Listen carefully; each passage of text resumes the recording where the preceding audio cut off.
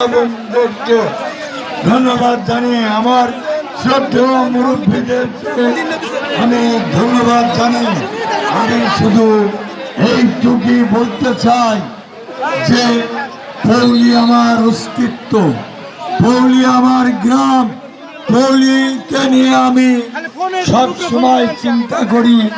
সেই এলাকাবাসী সকলকে আবারও ধন্যবাদ জানাচ্ছি এবং আমি এক বাক্যে বলতে চাই, আজকে দেরিতে হলেও আমরা এই প্রোগ্রাম করতে সক্ষম হয়েছি। আমি দৃঢ় কণ্ঠে বলতে পারি কিন্তু হচ্ছে এই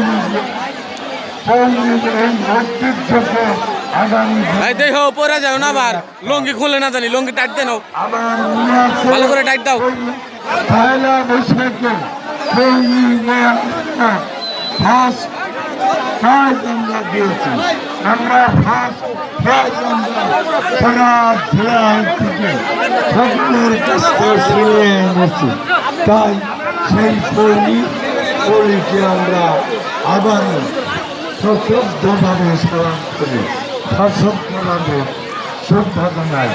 এই কথা বলে সকলকে আবারও ধন্যবাদ, কৃতজ্ঞতা জানিয়ে আমি আমার বক্তব্য